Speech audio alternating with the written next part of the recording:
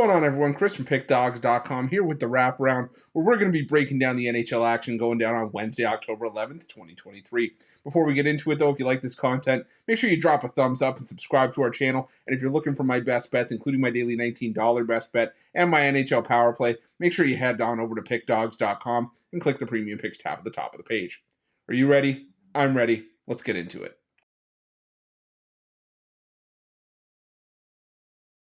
Our first game comes to us from PNC Arena as the Carolina Hurricanes take on the Ottawa Senators. And the Senators, well, they had a very busy offseason.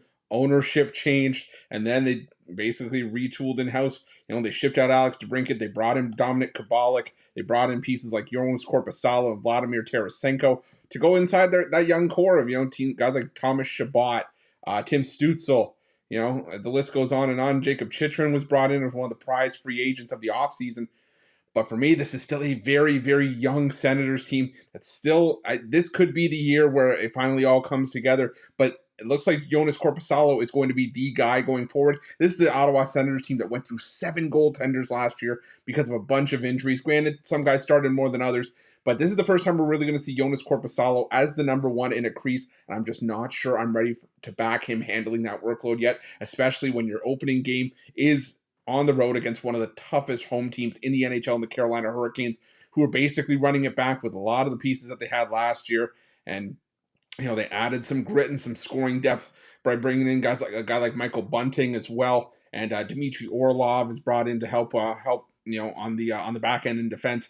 I just think that Carolina's home ice advantage, too much for the young Ottawa Senators here. I think they'll be fine down the road, but I think on opening night, got to go with Carolina on the puck line in this one.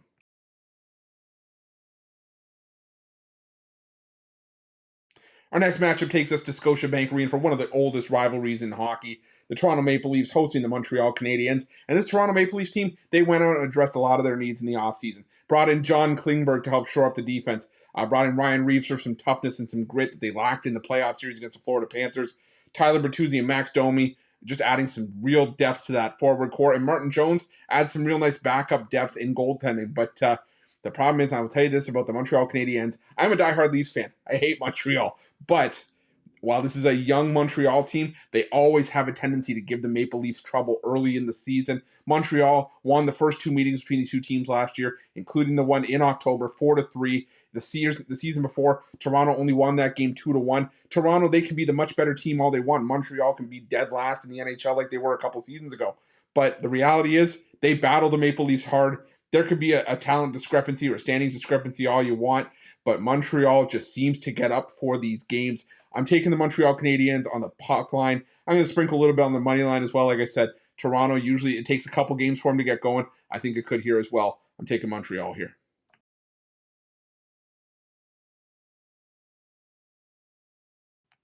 Our next game takes us to the TD Garden where the Boston Bruins take on the Chicago Blackhawks in an original 6 matchup. Now, the Boston Bruins is going to be a bit of a new look Boston Bruins team. Patrice Bergeron, longtime captain, retired, as did David Krejci. Guys like Tyler Bertuzzi, Taylor Hall, Dmitry Orlov, Connor Clifton, all gone via free agency or trade. So, but the Boston Bruins, they did reload, and even if those guys leave, doesn't change the fact that this is still one of the most talented teams and one of the toughest teams in the NHL, especially on their home ice where they were the best team in the NHL last season. They were the best team at home in the NHL last year, and I think they've got a bit of a chip on their shoulder with a point to prove after being beat in the first round, the next team that suffered the President's Cup curse, and I think they're going to come out with a bang here. It's tough enough for a young team to play on a back-to-back, but this is a Blackhawks team that's playing on back-to-back to start the year. You take on the Penguins first, and then you got to take on the Boston Bruins. And this is a Blackhawks team that last year went 2-8 on no rest. Those 8 losses, they each scored 2 goals or less. This is going to be a true test to see if that season last year from Linus Ullmark was a flash in the pan or if there's something really there for the Bruins. But I don't think he's going to have any trouble in the opener. I'm going with the Bruins on the puck line at the TD Garden.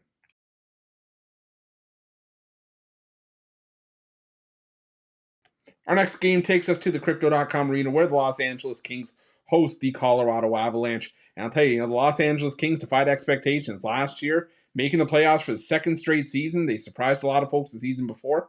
And some people wonder if they would be a flash in the pan. They were not. They made the playoffs. They got eliminated by the Oilers for the second straight season, but maybe it's a step in the right direction for the Kings. The problem for me with the Kings is that, yeah, you brought in, like guys like Pierre, Luc Dubois, Vladislav Gavrikov, Trevor Lewis, but this still isn't a Kings team that does all that much for me. You brought in Cam Talbot to shore up the goaltending, but I don't really know if that's a good thing or a bad thing. I mean, we've seen the good and the bad from Cam Talbot in the last few seasons. Colorado Avalanche, it sucks that they're going to be missing Gabriel Landeskog for the season as he still recovers from that knee injury. But this is still a loaded Colorado Avalanche team, and a Colorado Avalanche team that went wild on the road last season. They had the second most wins on the road in the NHL last season in the regular season. And, like I said, I think this is a loaded Colorado Avalanche team that, we're getting a coin flip price with, and I think they are just a much better team. I'm going to take this gift over price. I'm going to take the Colorado Avalanche on the money line in this one.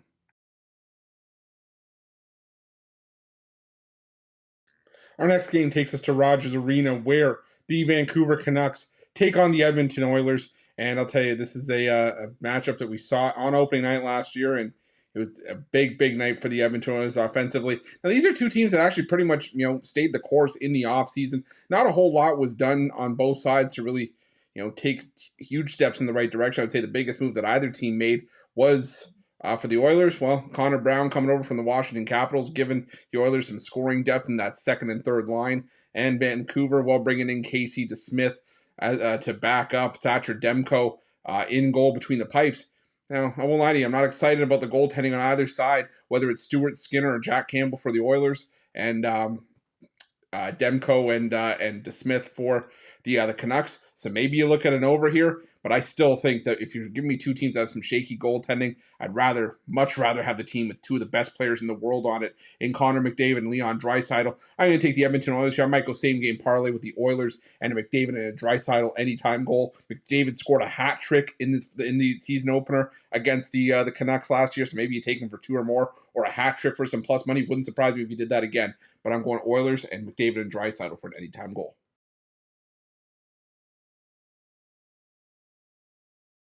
And our last game on the board takes us to the Scotiabank Saddledome, where the Calgary Flames host the Winnipeg Jets. And this is a Winnipeg Jets team that had every single chance to make the playoffs last year, but unfortunately crashed and burned near the end of the season and just really could not get anything going as they fell apart and missed the playoffs. And the Calgary Flames just hoping to keep it rolling. They're running it back pretty much with last year's team. But that being said, I still don't love this Calgary Flames lineup from top to bottom. They still obviously have some solid pieces. They've got Nazem Kadri, who had a career year, Michael Backlund, Rasmus Anderson, and the like, and Noah Hannafin as well. Not the hugest Jacob Markstrom and Dan Vladar fan though, so don't love this Calgary Flames team going forward. The Winnipeg Jets, they are a much better team than how they finished the year last year. I still love Connor Hellebuck in goal. I think he gives the Winnipeg Jets a shot to win anytime he takes the crease. And the underdog in this matchup, well, the underdogs won 6 of the last 8 meetings. And we've also seen a ton of unders as well. 5 straight unders. I think this one's going to be a low-scoring win for the Winnipeg Jets on the road, taking the Jets at plus 115 with the under 6 to round it out. Well, that's it. That's all the NHL action for Wednesday, October 11th, 2023. And if you like this video, make sure you smash that like button and subscribe to our channel. Also, make sure you have notifications turned on to get the newest and most up-to-date content here at Pick Dawgz. And a reminder, if you're looking for my best bets, check out Pick Dawgz Premium and let me know your NHL picks in the comment section below. Thanks for watching.